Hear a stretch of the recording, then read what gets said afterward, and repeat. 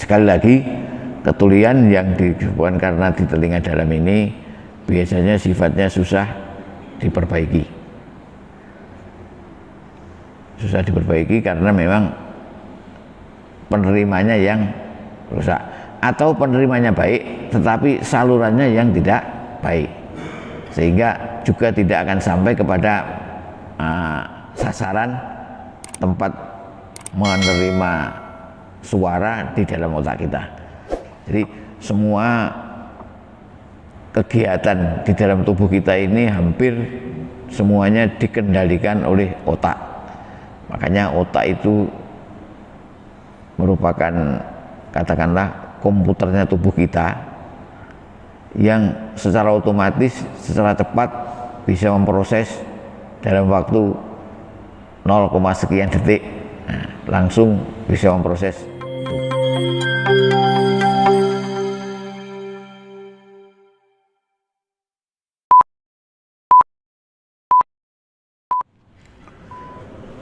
Bismillahirrahmanirrahim. Assalamualaikum warahmatullahi wabarakatuh.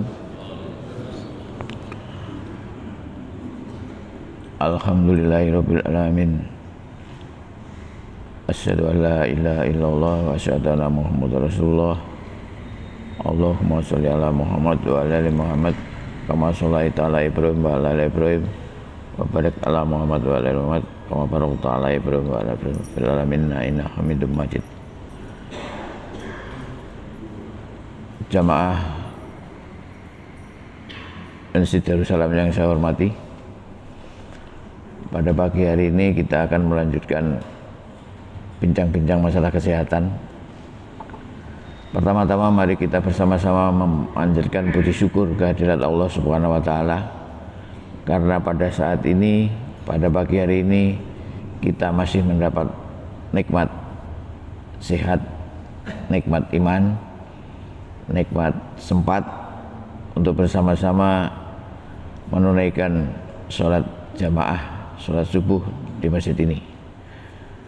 Kemudian bahasan yang akan kita bahas pada hari ini, kita akan melanjutkan bahasan yang lalu, yaitu tentang ketulian.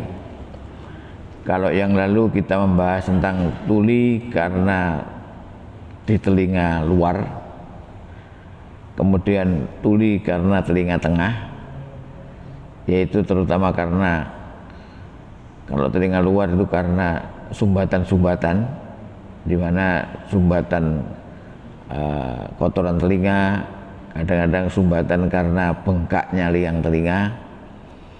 Kalau di telinga tengah biasanya karena rusaknya gendang telinga. Kemudian di telinga tengah itu juga ada yang namanya tulang-tulang pendengaran. Ada 3 macam tulang pendengaran.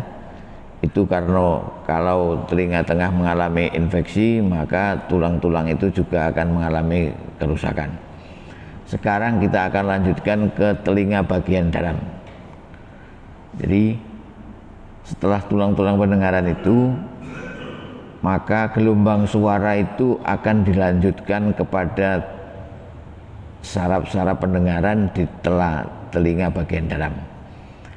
Di telinga bagian dalam, kita manusia itu mempunyai 2 struktur yang penting yang disebut dengan satu rumah siput.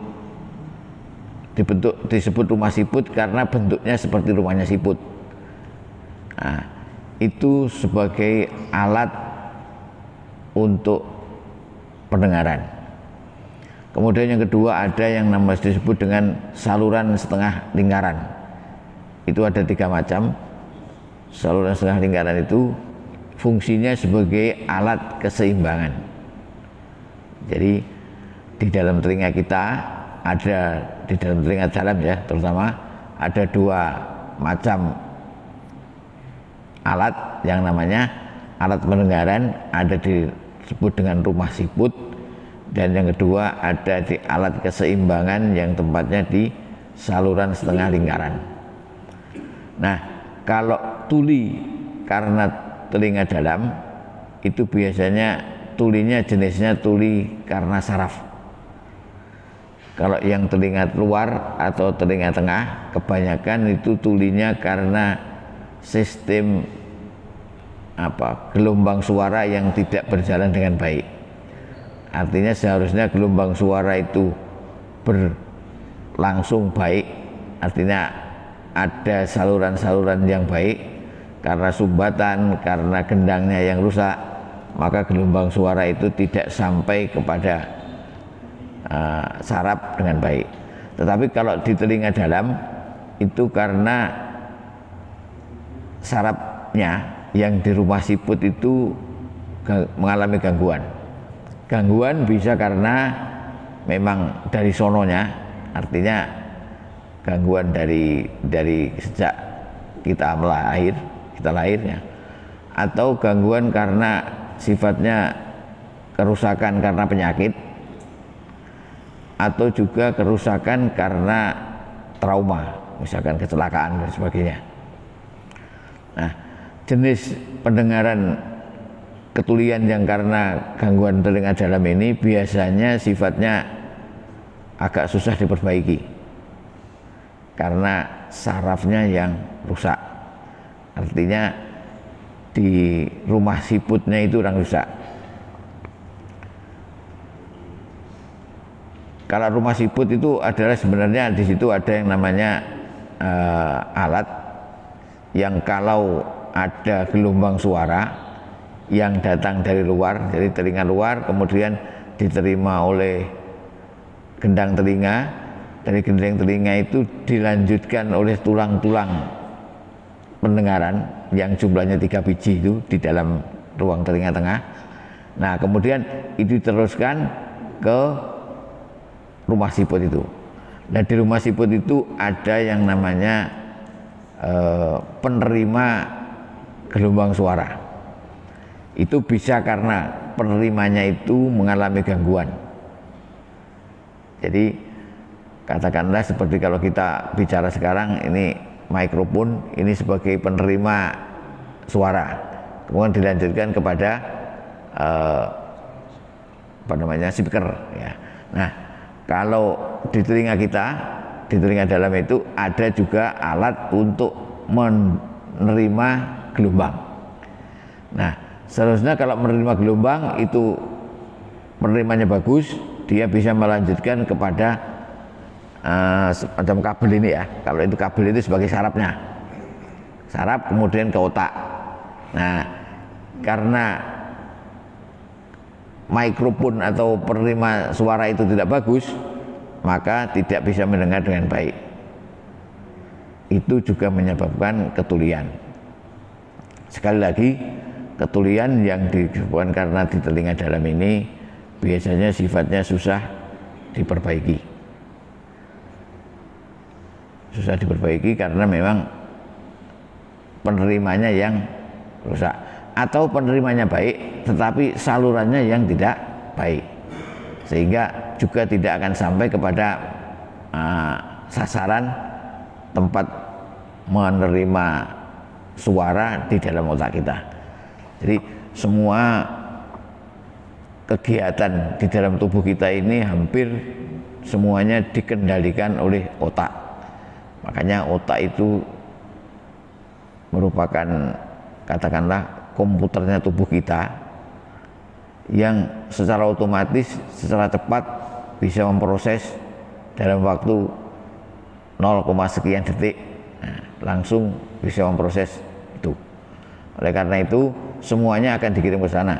Nah, kalau saluran-saluran ini tidak bagus, penerimanya mic-nya tidak bagus, kabelnya tidak bagus, maka yang sampai ke otak juga tidak bagus, sehingga pendengaran itu terganggu. Nah, diantaranya itu misalkan kalau memang itu didapat sejak lahir, maka tempo hari pada orang pertama itu yang tanya, bagaimana orang yang bisu sejak lahir? Itu diantaranya karena saraf pendengarannya tidak bagus atau mengalami kerusakan sejak lahir, maka orang itu menjadi bisu karena dia tidak pernah bisa belajar mendengar suara, sehingga dia tidak bisa juga berbicara karena dia tidak mendengar bahasa. Nah kalau demikian maka orang itu harus dilatih dengan bahasa-bahasa isyarat, karena kalau dilatih dengan bahasa lisan dia tidak bisa mendengar. Maka ada sistem komunikasi dengan bahasa isyarat, sebagaimana kalau kita lihat di televisi berita itu biasanya ada yang membuat isyarat-isyarat itu. Itu diantaranya kerusakan ketulian karena di telinga dalam. Dari beberapa penyakit seringkali juga bisa menyebabkan itu, misalkan virus atau mungkin infeksi di telinga tengah bisa menjalar ke telinga dalam, atau infeksi-infeksi karena tulang-tulang. Jadi perlu diketahui, tadi saya belum sebutkan bahwa rumah siput atau saluran setengah lingkaran itu dilindungi oleh tulang-tulang tengkorak. Jadi tulang-tulang kita di dalam sini, di dalam telinga ini melindungi alat itu. Makanya alat itu sebenarnya untuk menjadi rusak karena trauma, karena ini itu sebenarnya kecil. Jadi yang saya sebutkan rumah siput atau saluran setengah telinga, setengah lingkaran itu ada di dalam tulang. Nah kecuali kalau misalkan orang kecelakaan, kemudian ada patah atau rusaknya di tulang dasar tengkorak, maka itu bisa menyebabkan gangguan pada alat-alat itu. Kalau gangguan pada alat itu, maka ketulian bisa terjadi sistem tuli yang jenis-jenis tuli saraf tadi. Di samping itu, karena di dalam telinga dalam itu juga ada alat yang saya sebut tadi saluran setengah lingkaran, maka alat itu gunanya untuk keseimbangan. Jadi kalau kita misalkan berdiri di atas satu kaki tidak jatuh, atau kita berolahraga seringkali seperti apa itu layang-layang itu, kita juga tidak jatuh, itu karena kita mempunyai alat keseimbangan itu. Dan alat keseimbangan itu kalau terganggu, itu menyebabkan gangguan keseimbangan. Di antaranya penyakit yang sering kita sebut adalah gangguan vertigo. Vertigo itu karena gangguan keseimbangan. Misalkan kita naik bis lama, tahu-tahu mabuk, nah itu karena gangguan keseimbangan itu. Atau naik kapal udara, atau tiba-tiba kita tidur seperti berputar dan sebagainya, rasanya itu karena gangguan keseimbangan. Itu diantaranya karena gangguan di saluran setengah lingkaran itu. Di situ sering menyebabkan vertigo. Sebaliknya, kadang-kadang ada orang yang tidak mudah terganggu, atau kita kalau lihat calon astronot dites dengan pesawat sentrifugal, diputar, kalau dia tidak mutah-mutah berarti lulus tesnya. Itu karena yaitu tes yang digunakan untuk keseimbangan itu. Karena suatu ketika kalau kita naik pesawat ulang-alik dan sebagainya, itu bisa saja terjadi perputaran-perputaran di sana. Kalau astronot vertigo nanti mutah-mutah di sana, tidak bisa mengendalikan semuanya. Itu diantaranya. Jadi sekali lagi, gangguan telinga dalam itu bisa menyebabkan ketulian, dan ketulian yang sering disebut itu ketulian saraf. Kapan diketahui? Kalau kita bisa periksa, namanya periksa yang disebut audiogram, ya, audiogram ya. Jadi, itu pada alat biasanya di tes ini didengarkan seperti suara-suara, nanti mana yang dia dengar, mana yang tidak. Nah di situ dia akan kelihatan, oh ini tulinya saraf dengan frekuensi sekian. Jadi kita mempunyai suara yang bisa kita dengar itu hanya pada frekuensi tertentu. Frekuensi pendengaran manusia itu terbatas, tidak semua suara bisa kita dengarkan. Beda beberapa hewan, itu ada yang bisa mendengarkan suara dengan frekuensi rendah, ada yang frekuensi tinggi. Tetapi kalau manusia hanya pada frekuensi yang bisa didengarkan, dan itu bisa dites, ketahui kalau tulis saraf pada frekuensi berapa kita mengalami ketulian. Dan biasanya sekali lagi kalau tulis saraf itu tidak bisa kembali lagi karena gangguan saraf memang susah untuk kembali.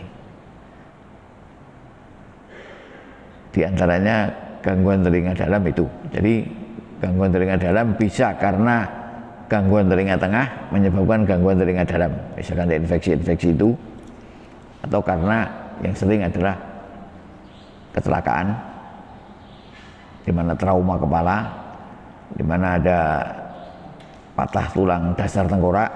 Nah, di situ bisa menyebabkan itu gangguan sarafnya. Itu termasuk gangguan saraf yang tepi. Jadi ketulian karena saraf itu bisa karena saraf tepi, bisa saraf pusat. Nanti kalau saraf pusat itu kerusakan pada bagian otak kita. Jadi di otak kita ada pusat-pusat, pusat pendengaran ada, pusat penglihatan ada, pusatnya lidah ada, pusatnya tangan ini ada. Kalau misalkan gangguan pada otak kita daerah telinga, maka kita bisa tuli juga. Kalau gangguan di mata, maka kita bisa tidak melihat. Nah, gangguan-gangguan di otak itu disebut dengan gangguan pendengaran karena saraf pusat. Jadi ada saraf tepi, ada saraf pusat. Kalau saraf pusat itu biasanya mengenai otak kita. Contohnya misalkan apa? Kalau orang-orang yang sakit karena misalkan juga trauma kepala bisa, atau karena trauma otak sendiri, misalkan pada orang-orang yang sakit stroke, bisa dia tidak mendengar, bisa dia tidak bicara, dan sebagainya, tergantung dari daerah mana yang terkena dari otak kita. Itu menyebabkan gangguan tuli saraf karena yang pusat. Kalau yang tadi, yang telinga bagian dalam, itu tuli saraf karena yang bagian saraf yang tepi. Itu kira-kira gangguan-gangguan saraf yang menyebabkan telinga ketulian. Jadi sekali lagi, tuli ada karena telinga luar, tuli karena telinga tengah, ada tuli karena telinga bagian dalam. Kalau bagian dalam biasanya bisa disertai juga gangguan keseimbangan, karena itu saluran keseimbangan dengan saluran pendengaran itu hampir berdekatan tempatnya. Demikian, mungkin ada yang perlu didiskusikan, monggo.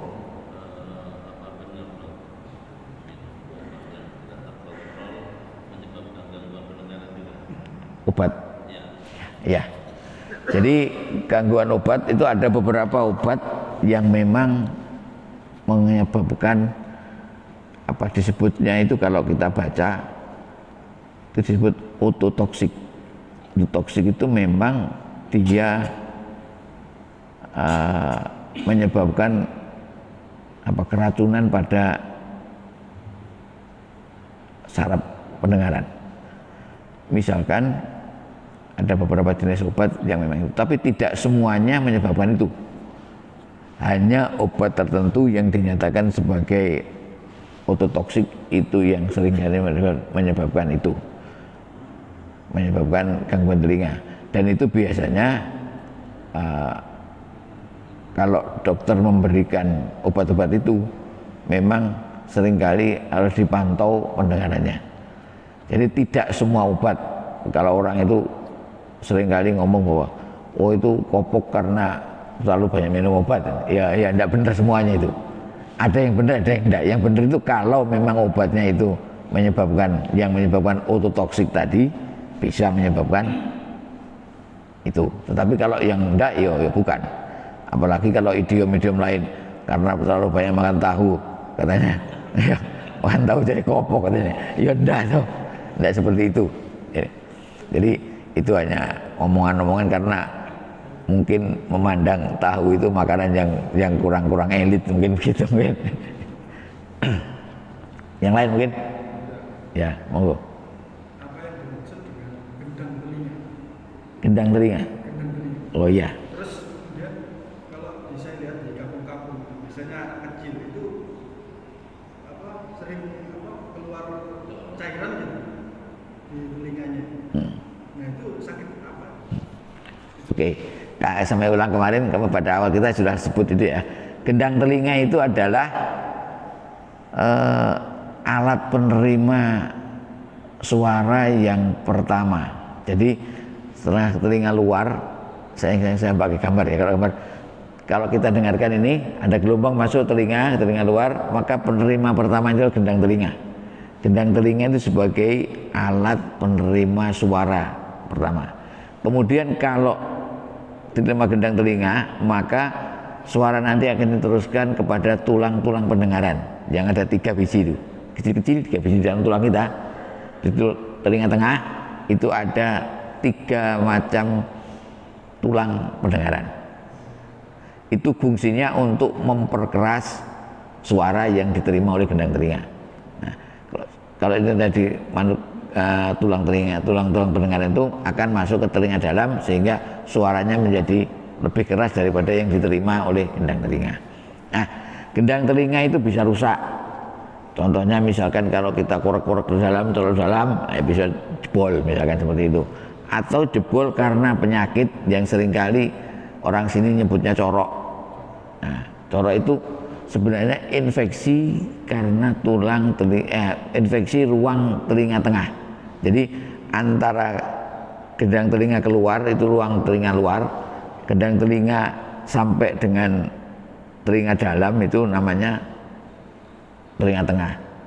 Nah, telinga tengah ini berhubungan dengan tenggorokan. Jadi ada saluran yang menghubungkan telinga tengah dengan tenggorokan. Makanya itu kalau orang naik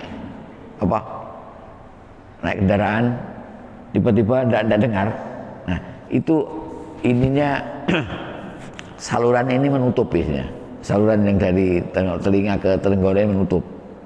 Nah, itu sebenarnya fungsinya untuk mengatur tekanan di dalam telinga tengah agar tidak terlalu ekstrim. Kalau ekstrim nanti bisa rusak, makanya dilindungi dengan itu. Nah, kalau misalkan kita seringkali pada anak-anak, kalau batuk pilek anak-anak itu, karena pada anak itu strukturnya cenderung lebih datar ininya, saluran itu, maka anak-anak itu kalau batuk pilek seringkali bisa menjalar ke telinga ruang tengah-tengah ini, sehingga di tengah-tengah menjadi infeksi. Kalau infeksi bernanah, nanah itu akan keluar, tidak bisa keluarnya harus melubangi gendang telinga itu. Nah, gendang telinga terlubang, akhirnya keluarlah cairan dari dalam ini. Itu kalau tulang telinga. Tapi cairan yang keluar ini belum tentu karena telinga tengah, di telinga luar pun bisa. Jadi kalau di telinga luar misalkan ada semacam bubudun, kalau ini bubidin ya, di dalam ruang ini bisa. Kemudian pecah juga keluar cairan. Itu hanya di telinga luar. Nah, kalau tadi yang dari telinga tengah keluar sampai keluar cairan itu berarti gendang telinganya berlubang. Kalau gendang telinga berlubang, maka kualitas pendengaran akan menurun. Karena yang penguat, katakan semacam penerima suara itu menjadi berkurang, maka dia menyebabkan gangguan pendengaran. Itu ceritanya. Makanya itu pada anak-anak yang bisa karena batuk pilek. Jadi batuk pilek kemudian menjalar ke sini, karena batuk pilek itu biasanya infeksinya di daerah ini, di daerah tenggorok ya, di tenggorokan. Nah, dia bisa menjalar kepada telinga. Itu ceritanya. Maka telinga tengah bisa infeksi, tapi tidak semua. Ada yang bisa begitu, ada yang tidak. Itu penjelasannya. Apa Pak Taufik? Monggo. Kalau naik pesawat misalnya,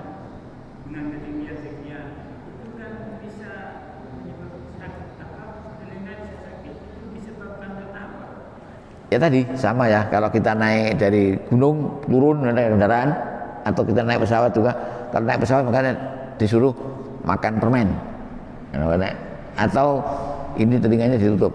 Makan permen itu maksudnya biar ini saluran kita itu terjaga buka tutupnya. Karena kalau ini menutup mendadak sehingga tekanan di sini sangat positif atau negatif, sakit telinga itu.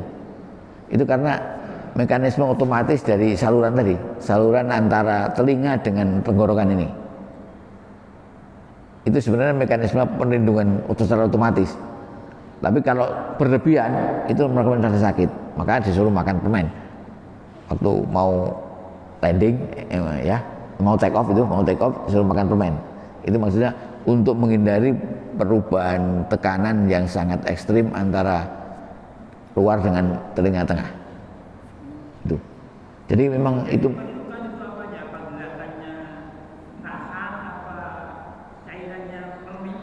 enggak, bukan permennya. Jadi kalau kita mengunyah-ngunyah, maka ininya saluran itu akan lebih baik otomatis ininya. Buka nutupnya itu. Yang dimaksud itu. Iya, ngunyah-ngunyahnya itu. Andai kan tidak ada permen, mau ngunyah yang lain juga boleh kok. Artinya kita bisa buka mulut, nutup, buka mulut, bisa juga seperti itu. Jadi itu mekanisme seperti itu. Makanya itu kita disuruh kalau misalkan dari atas gunung turun mobil itu biasanya dan dengar, maka kita suruh ngalur eber. Kita nelan ludah agar ini buka salurannya buka biar dengarkan lagi gitu, kira-kira begitu. Jadi gangguan-gangguan kita ada yang tadi telinga dalam rata-rata karena saraf, tapi saraf tepi. Kalau saraf pusat itu gangguan ada di otak, bisa juga karena itu sehingga menyebabkan ketulian juga. Jadi tuli banyak sebabnya, tidak harus yang karena di luar ini, di dalam sampai ke otak juga bisa menyebabkan ketulian. Demikian, monggo. Saya penderita ketulian sejak anak-anak, sejak kecil sampai 9. Yang saya tanyakan, air cairan yang keluar dari telinga itu tidak sama. Kadang-kadang seperti nanah, kadang-kadang bening, kadang-kadang juga warnanya agak menghitam. Apa yang menyebabkan? Jadi kalau gendang telinga kita sudah rusak, jadi sudah lubang, itu bisa menyebabkan bermacam-macam fenomena. Misalkan tidak terjadi apa-apa, tiba-tiba keluar cairan. Biasanya keluar cairan itu bening. Tapi kalau sampai kemasukan dari luar, misalkan kemasukan air maka bisa menyebabkan air itu kan tidak steril, sehingga bisa membawa kuman dan sebagainya, bisa menyebabkan infeksi ulang, bisa bernanah. Atau karena ada infeksi di dalam, kita juga tahu sekali lagi saluran dari tenggorokan ke telinga itu bisa menjadi jembatan masuknya kuman-kuman. Jadi kalau kita lagi gangguan di sini karena saluran makanan kita ini bukan tidak steril, sehingga kalau ada yang menjalar ke sana ya bisa saja menjadi berubah, itu namanya berubah cairan yang keluar itu. Makanya dianjurkan untuk yang telinganya gedangnya sudah rusak, kalau mandi itu ditutup dengan kapas biar air tidak masuk ke dalam.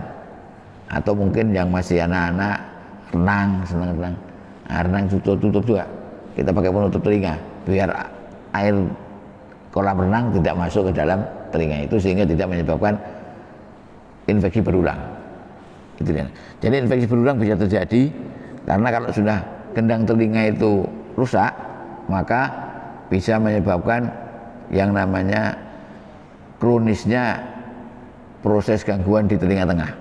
Makanya itu tadi Pak Kadir, kalau ada yang kadang-kadang keluar cairan bening, kadang-kadang keluar benana, yaitu karena tergantung dari situasi di dalam tenggorokan kita, juga situasi yang masuk dalam ini.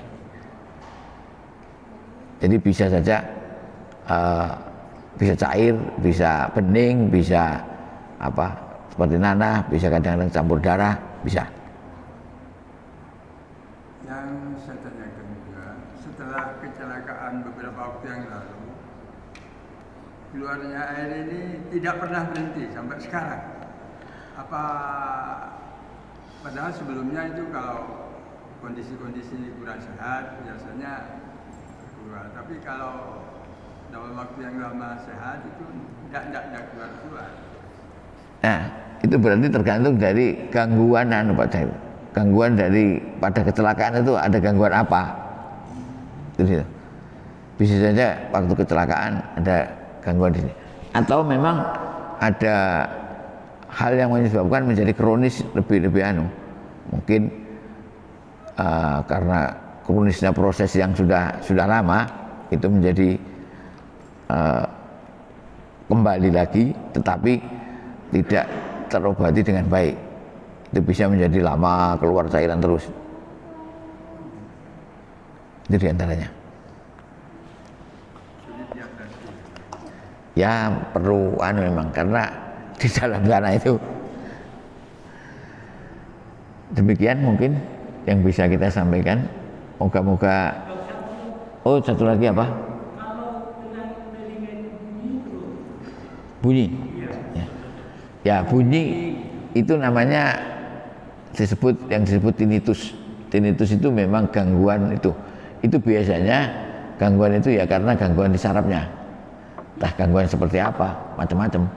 Tapi gangguan saraf bisa menyebabkan seperti itu. Ada tinnitus, ada yang namanya nging itu, atau karena gerbek seperti suara apa itu, suara air mendengung dan sebagainya. Itu bisa karena gangguan di saraf di dalam itu. Begitu kira-kira. Oke. Terima kasih atas segala perhatian. Mohon maaf apabila kurang. Kita akhiri. Assalamualaikum warahmatullahi wabarakatuh.